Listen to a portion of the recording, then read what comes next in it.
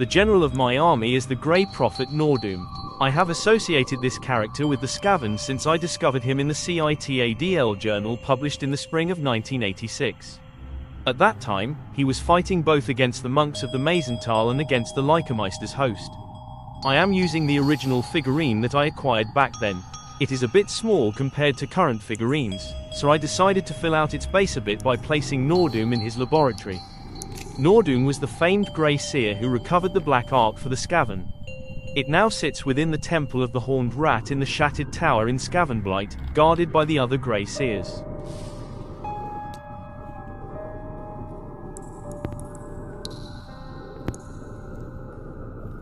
My first sub-general is a Grey Seer named, trust me I'm a wizard Snicket.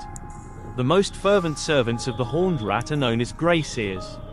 Raised from birth to serve their unholy master, the Grey Seers are the spiritual advisors of the Skaven legions. They commune with their horned god, offering advice and seemingly daring their leaders to disregard it in favor of their own schemes and plans.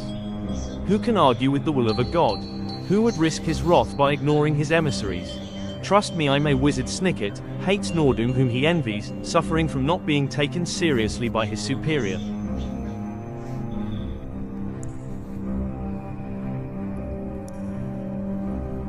My second in command is Throt, who fought alongside Nordum at Maisental.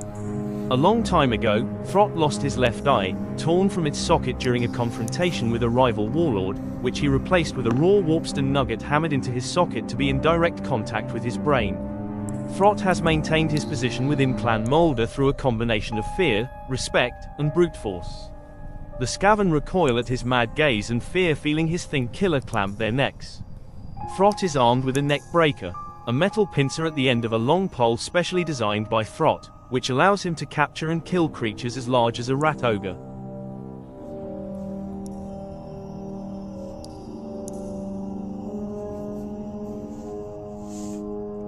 The third and last sub-general is Steech, almost controlled warp blast. Steech regularly leaves the Skaven underground world to mingle with human populations. To do this, he hides his face behind a very realistic mask and conceals his tail under his clothing. His expeditions allow him to acquire scrolls and scientific works stolen from imperial scholars or Bretonnian priestesses.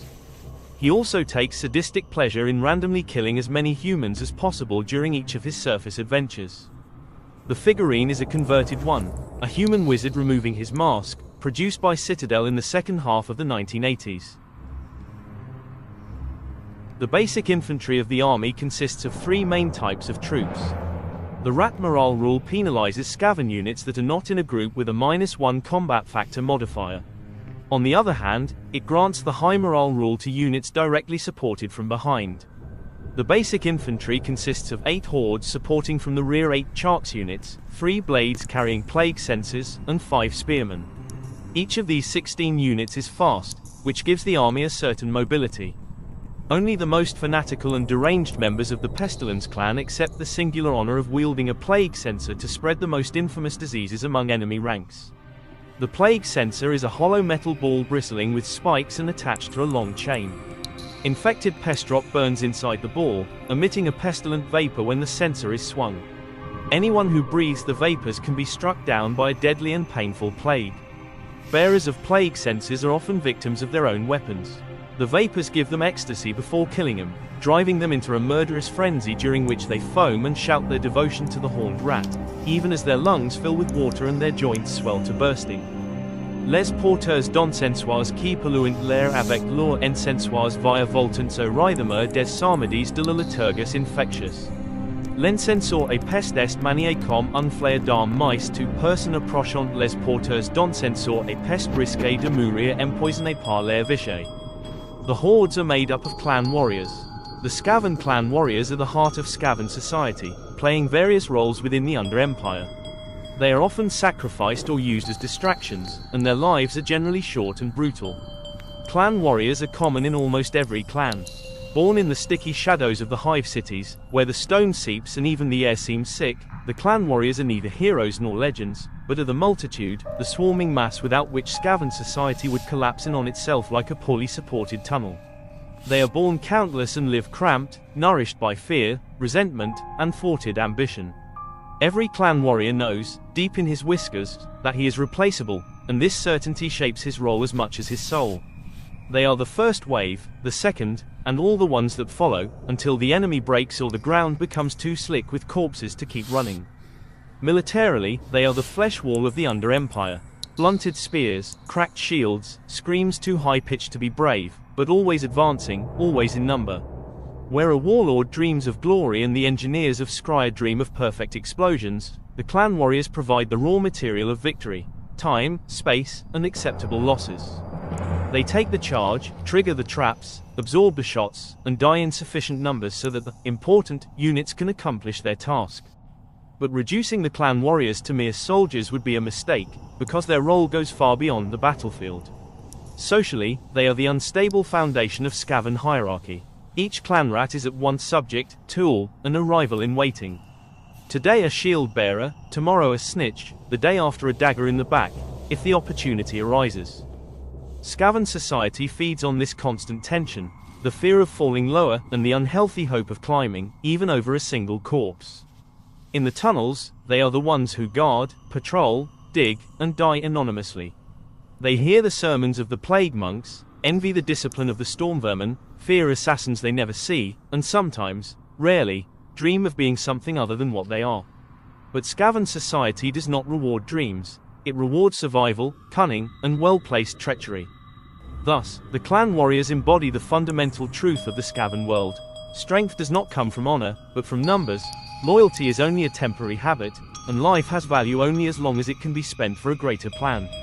They are the black tide that precedes every conquest, the hungry whisper beneath human cities, and the constant reminder that the Under-Empire does not rest on pillars of stone, but on millions of tiny legs ready to run, kill, and die. Some warriors armed with spears, luckier or more vicious, are nicknamed shock vermin and are sent, armed with spears, to the front ranks of warriors. The reaction they generally have when promoted in this way is the origin of their nickname, panic formation. Shock vermin are constantly on the lookout for the slightest weakness in their fellow creatures. Those who show such failings will be mercilessly slain by their brothers.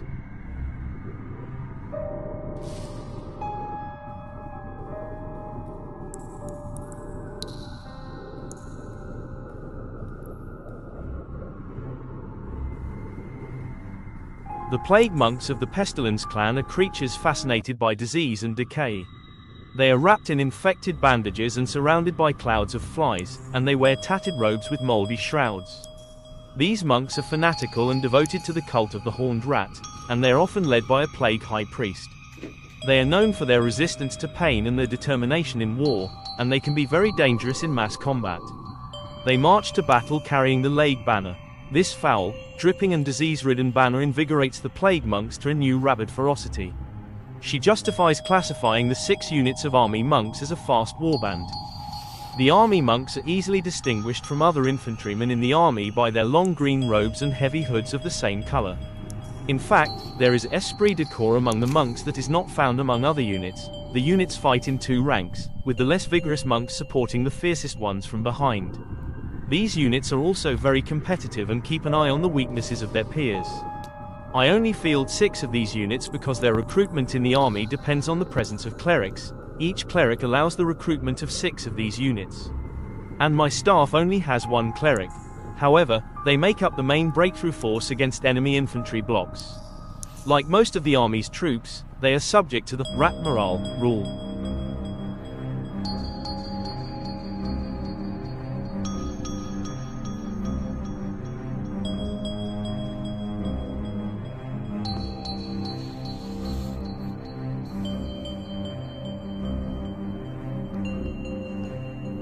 The army consists of 3 units of riflemen equipped with arquebuses and other powder or malapierre guns.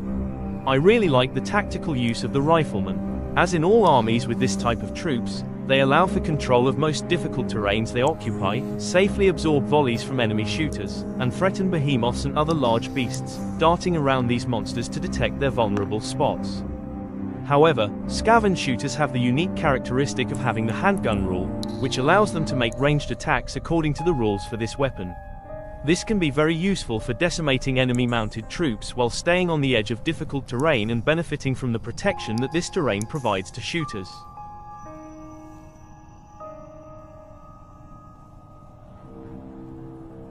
Les créatures regroupées sous l'appellation de rats ogres sont le plus grand succès du clan Molder.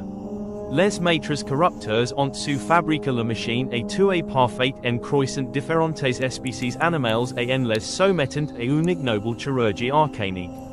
Il y a assurément du sang Skaven dans les veines de ces créatures malsaines, mais le clan Molder est le seul à connaître les autres influences qui leur donnent cette force, cette férocité et cette véracité.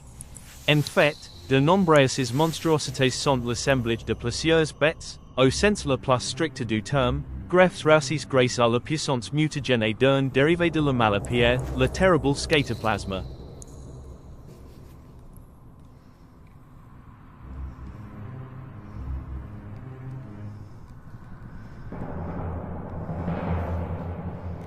Swarms of rats are colonies of these rodents that have formed a kind of mobile community.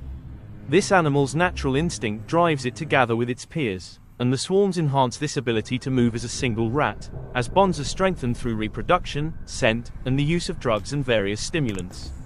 For these rats, being outside the swarm is as unnatural as heading straight into flames or trying to breathe underwater. An experienced pack leader is capable of directing these masses of vermin on the battlefield and steering them as he wishes. Each swarm contains more than 100 brown, black, or white rats. The sight of such a horror is often enough to make any average citizen of the Empire run for their life, as well as more than one fighter. Another type of swarm consists of human slaves, mistreated and driven into combat by the leaders of the Molder clan. The rats and slaves are all considered beast units, but the rats have the rat swarm rule, which the slaves do not have. Most of the slaves are lesser scavens resulting from fratricidal wars, but the army lines up slaves from all races of the old world. At the moment, the market is thriving in terms of human slaves. A slave's life is cruel, but short. Food is so scarce that cannibalism is a highly valued means of survival, and every day is a struggle against death. A slave suffering from even the slightest ailment, such as a limp or a swollen eye, is immediately spotted as potential prey by their peers. The sick learn to conceal their infirmities, but one cannot fool the keen sense of smell of a Skaven. The infirm never survive for long.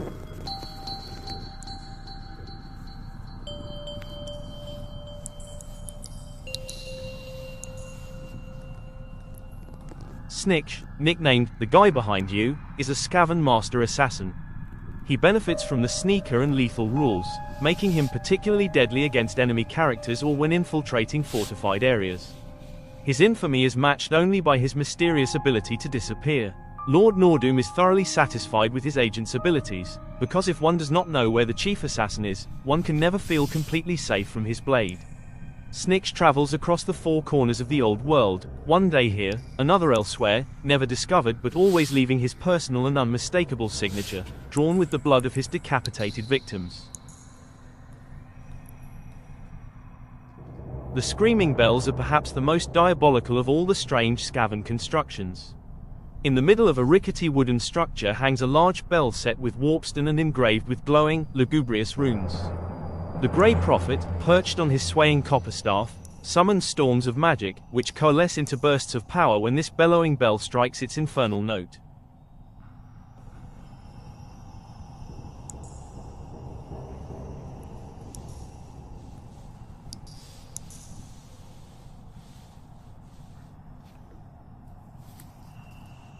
Few machines capture the blend of science, magic, and inhuman ingenuity of the Skavens like the infernal war machine known as the Doomwheel.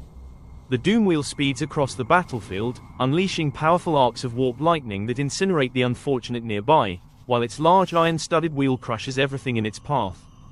I made the two wheels of my armies out of cardboard and foam.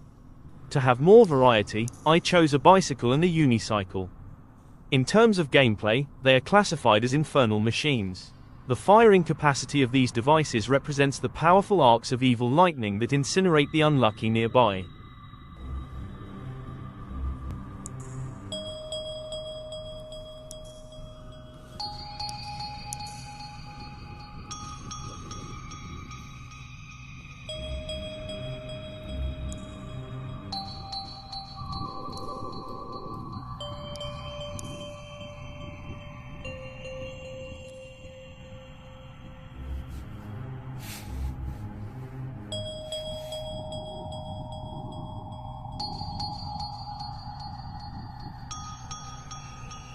Le clan scryer invente toutes sortes d'armes portables et incroyablement dangereuses, devastatrices et mortelles, autant pour l'ennemi que pour ses servants. Ces armes sont portées par des équipiers constitués de deux Skavens mais ont une fâcheuse tendance à finir dans de spectaculaires explosions. L'armée comporte deux de ces unités regroupant lance-flammes et mortiers. Elles sont classées en artillerie.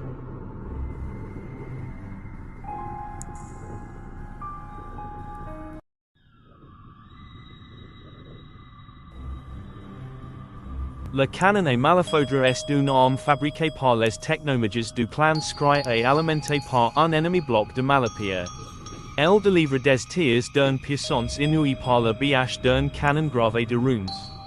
Le quip de servants du canon et malafaudre est constitué de deux esclaves chargés de la déplacer et d'un adepte du clan Scry qui leur aboie ses ordres et fait tirer la machine. L'énergie magique de la malapierre qui alimente le canon sert également de coupler les forces des esclaves, car sans elles ils ne pourrions pas déplacer seuls une pièce d'artillerie aussi imposante. Il est classé en artillerie.